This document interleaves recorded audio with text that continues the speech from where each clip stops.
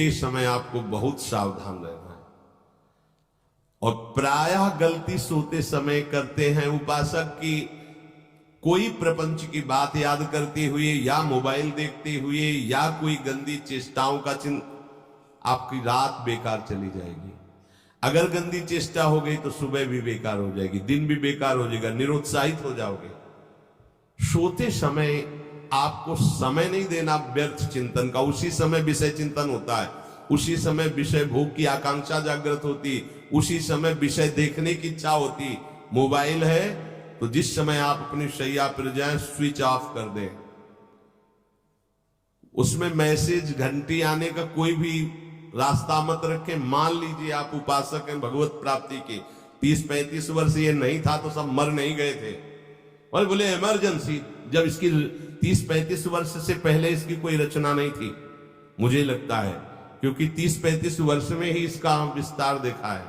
नहीं तो कभी किसी के पास मोबाइल नहीं। कोई बड़े अधिकारी तो इतना बड़ा वो, इतना बड़ा वाला वो ऐसे रखते थे हो, नहीं तो मोबाइल तो हमें लगता है 30-35 वर्ष। तो फिर इमरजेंसी कैसे चलती थी, कैसे चलती थी इमरजेंसी? और आप ब्रह्मा हो क्या कि इमरजेंसी संभाल लोगे? स्विच ऑफ करो। जो सब इमरजेंसी संभालने के लिए तैयार, रात दिन न सोता है, वो हर समय जागृत रहता है, वो हमारा आराध्य देव है। स्विच ऑफ करो, चिंतन लगाओ श्री जी का। ये जो रात्रि के शयन के समय मोबाइल में इधर उधर दृश्य देखने हैं, अपने सर्वनाश का बीज बोना है। मान लो, हमारी प्रार्थना मान लो, ये उस समय मन आपको परेशान करेगा जब कमरे की सिटकिनी अंदर से बंद होगी। सबसे प्रार्थना है रात्रि के शयन के समय। तो बोले फिर ठीक है 10 बजे तक देख लेंगे मोबाइल, इसके बाद शयन के समय भजन कर लेंगे। होगा ही नहीं। क्या तुम देखना चाहते हो? प्रिया प्रीतम के सिवा और कुछ क्या देखना चाहते हो? वो तो सुभग सुंदरी सहज सिंगार, सहज शोभा सर्वांग प्रति सहज रूप वृषभानुनंदिनी। हमारी स्वामिनी जी की सुंदरता छुपाने के लिए आभूषण पहनाए जाते हैं, औरों को तो आभूषण सुंदरता बढ़ाने के लिए। यहां छवि के छिपाए बे को ऐसे के दास होके क्या देखोगे मोबाइल में? क्या देखना चाहते? वासना की क्रीड़ा, और तुम उस क्रीड़ा को देखना चाहते हो? परमार्थ के पथिक हो। देखना है तो प्रभु को देखने की वृत्ति रखो, अन्यथा मूंद लो आंखें। प्यारे, महान फल प्राप्त करोगे। सबसे प्रार्थना है एकांत में मोबाइल रूपी दुश्मन से बचो, क्योंकि जब आप गंदी बात कहीं देखोगे तो आपके अंदर वैसे ही चिंतन बनेगा। वो ऐसे ही लगेगा मैं भी ऐसा करूं, मैं भी ऐसा भोगूं, मैं भी ऐसा देखूं। मान लीजिए आप, जब हमारे शास्त्र कहते कि पशु पक्षियों के मैथुन को भी नहीं देखना है, अगर ऐसा एक बार दृष्टि पड़े तो मानसिक प्रणाम करके दोबारा दृष्टि ना देना। और आप मोबाइल में ऐसी चेष्टाएं देखोगे, कैसे आप भगवत भजन करोगे? कैसे भगवत प्राप्ति का उद्देश्य रख पाओगे? ये कलयुग की बहुत महीन चाल है कि उसके बिना काम नहीं चलेगा और हम तुम्हें काम से युक्त कर देंगे।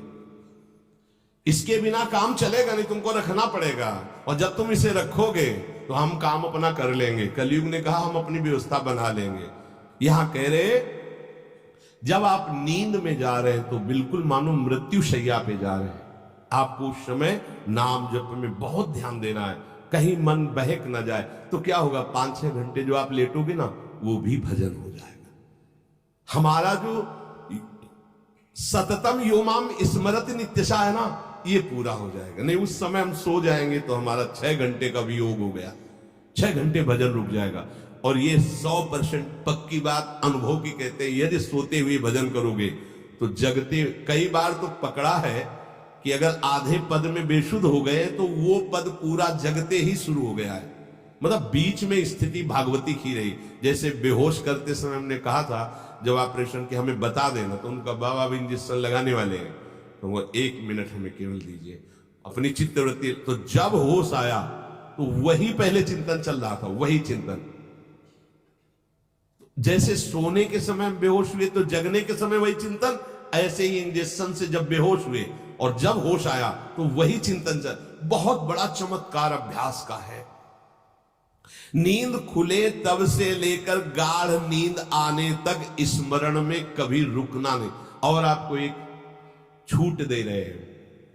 कभी कभी क्या होता है कि एक मंत्र में, एक नाम में जैसे बहुत देर अभ्यास करते हैं तो मन उबने लगता है। इसका स्वभाव है, ये अनुभव की बातें कहते हैं। इसका स्वभाव है नवम नवम, नहीं तो ये मतलब, तो इसको हम लोगों ने कैसे फंसाया है। जैसे गुरु मंत्र जप रहे, अब 2-3 घंटे लगातार गुरु मंत्र जप, अब इसको उबन बढ़ी, अब ये छोड़ रहा है, बीच बीच में पता चलता है छोड़ना चाहता है, छोड़ रहा है, तुरंत इसको नाम में फंसाया। अब थोड़ी देर नाम में चला, फिर उभरा, बहुत विचित्र है ये, अब उसको फंसा दिया। उठ पीछे की बात अभ्यास के समय, नमामि शमीशान निर्वाण रूपम विभुम व्यापकम ब्रह्मवेद स्वरूपम। चिंतन, पदगान कर रहे, ये भगवान शिव पदगान कर रहे हैं, और उसका चिंतन, निर्वाण रूपम विभुम व्यापकम ब्रह्मवेद स्वरूपम। अब अपने यहां अवसर है, सुंदर सुंदर कोई पद गुरु मंत्र जब करते हुए मन जब उमने लगे, राधा वल्लभ श्री हरिवंश, राधा वल्लभ श्री हरिवंश, राधा वल्लभ श्री हरिवंश, इसमें भी उमने लगे, शुरू कर, जोई जोई प्यारो करे सोई मोही भावे, भावे मोही जोई, इसमें भी उमने लगे।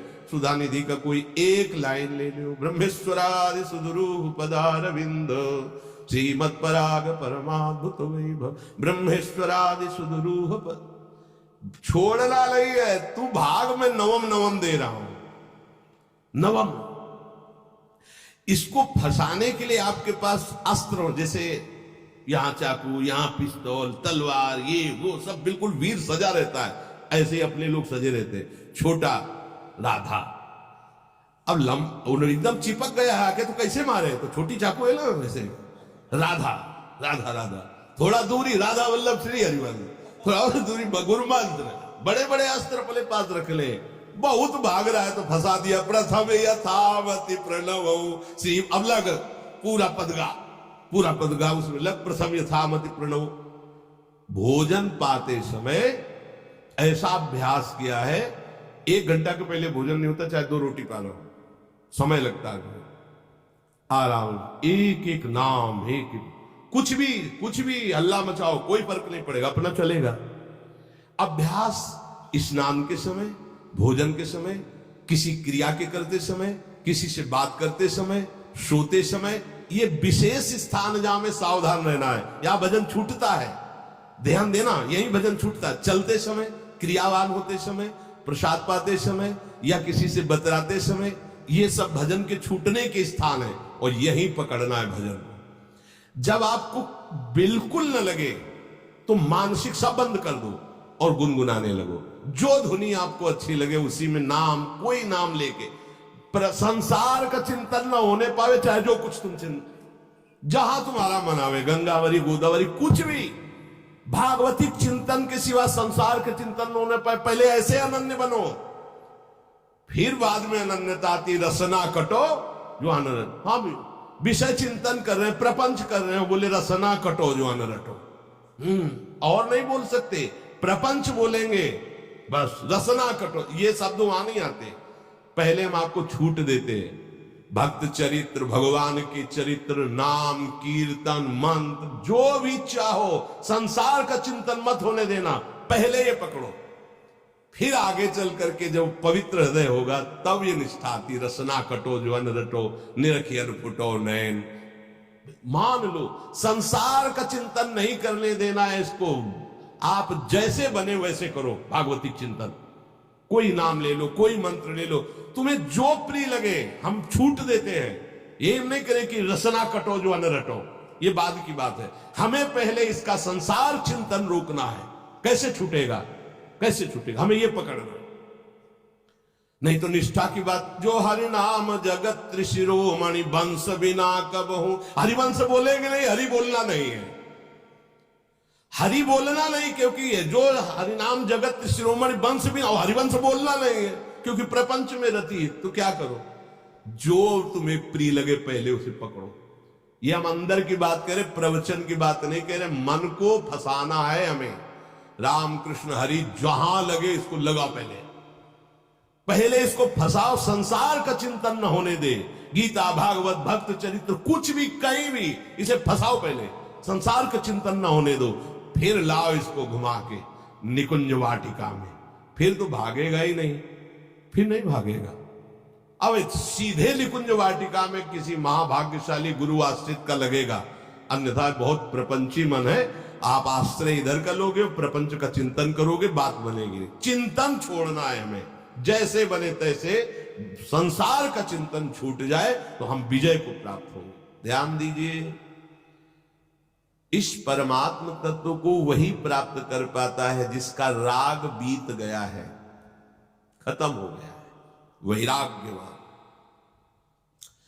ज्यादा परिश्रम नहीं है वैराग्य में, विवेक नहीं होने के कारण हम वैराग्य नहीं धारण कर पाते। हम बाहरी बातों को वैराग्य ले लेते हैं, ऐसा कपड़ा बदल लेना या कपड़ा ना पहनना या लौकी का कमंडल, मिट्टी का पात्र, तो हम अपने को वैरागी। बात यहां नहीं रुकेगी। वैराग्य का इतना ही मतलब, ये भी एक बाह्य अंग है वैराग्य का, पर वैराग्य का सच्चा स्वरूप है वीतरागा। कहीं कुछ भी अच्छा नहीं लग रहा, कोई भी सुख आकर्षित नहीं कर रहा, लोक लोकांतर की प्रतिष्ठा, मान, सुख, ऐश्वर्य, व्यक्ति, कुछ अच्छा नहीं, राग खत्म हो गया। ऐसा उस अक्षर ब्रह्म को, अविनाशी तत्व को जान पाता है। जगते भयो फिरे बैरागी, जैसी हरिवंश प्रपंच बंच सब ये काल ब्याल को खायो। हालत यह है कि जैसे सांप ने मेढक को पकड़ रखा और मेढक सामने पतिंगा को, कीड़े को पकड़ना चाहता है, उसे यह पता नहीं कि मैं खुद किसी का कवल बन चुका हूं, वो एक झटके में मुझे अपने पेट में ले जाएगा। ऐसे ही हम सब हैं, काल के द्वारा ग्रसित है। काल ने हमें पकड़ रखा है, पर हम भोग भोगना चाहते हैं, हम नाना प्रकार की मान प्रतिष्ठा पाना चाहिए। ये पता नहीं एक झटके में हमारा अस्तित्व ही खत्म हो जाएगा। जिनके अंतःकरण में किसी भी व्यक्ति, वस्तु, स्थान, पद, प्रतिष्ठा का राग ही नहीं रह गया है, उसे कहते हैं वैराग्य वांग। वीतरागाह, राग ही नहीं है। जिनका अंतःकरण निष्पाप निर्मल हो चुका है, जिनके हृदय में केवल भगवत प्राप्ति की उत्कट लालसा जागृत हो गई है, ऐसा साधन संपन्न उपासक परमात्म तत्व में प्रवेश पाता है। अध्यात्म मार्ग की ऊंचाई पर वो स्थित हो जाता है। यदि छंतु ब्रह्मचर्यम चरंती, जिनकी इच्छा एकमात्र भगवत प्राप्ति की है, यदि छंतो, उनको क्या करना होगा? ब्रह्मचर्यम चरंती, ब्रह्मचर्य का पालन करना होगा। प्रत्येक इंद्रियों का निर्विषय हो जाना वास्तविक ब्रह्मचर्य है। केवल जनेन्द्रिय से ही ब्रह्मचर्य को नहीं लेते। हमारी प्रत्येक इंद्रिय भोगों से रहित होकर भगवत अनुराग में नेत्र प्रभु को देखना चाहते हैं, त्वगेंद्री प्रभु को स्पर्श करना चाहती है, घ्राणेंद्री प्रभु के श्री अंग की गंध पाना चाहती है, श्रवणेंद्री प्रभु के वचन सुनना चाहती है। एक एक इंद्रिय अपने प्रभु में लग गई, अंतर्मुख हो गई, बाहर विषयों का त्याग हो गया। इसे ब्रह्मचर्य कहते हैं। पर प्रारंभिक ब्रह्मचर्य में जनेन्द्रीय का ब्रह्मचर्य अत्यंत आवश्यक है। यदि जनेन्द्रीय जन्य व्यभिचार दोष से युक्त है तो कदापि उसे भगवत प्राप्ति नहीं हो सकती। शुभ गति व्यभिचारी शुभ गति चाहे, असंभव। और भगवत मार्ग में सबसे बड़ा दुश्मन यही व्यभिचार दोष है, काम। इसी से हमारा हृदय मलिन होता रहता है। अंधा बटे वो पड़ा चबाए वाली दशा रहती है। हमें 50 वर्ष हो गए, अरे 50 जन्म हो जाए, तुम व्यभिचार करो, गंदी बातें करो, गंदे चिंतन करो, तो समय व्यतीत कर, अनंत जन्म व्यतीत हो गए, भगवत प्राप्ति हुई क्या? 50 वर्ष से भगवत प्राप्ति हो जाएगी क्या? 5 मिनट काफी है भगवत प्राप्ति में। एक बार नाम काफी है। वो स्थिति तो लाओ। बार बार बहिर्मुख वृत्तियों के द्वारा विषयों में सुख बुद्धि कर लेने से हमारा सारा का सारा अध्यात्म चिंतन बदलता रहता है, इसलिए लाभ नहीं मिल पाता, एक रस चिंतन नहीं रह पाता। बार बार विक्षेपी विषय करते रहते हो, हम सहते रहते हैं और भोगते रहते हैं। एक बार तो हिम्मत करके उठो। अवलो नशानी अब नानुसई हो, एक बार तो दृढ़ बनो।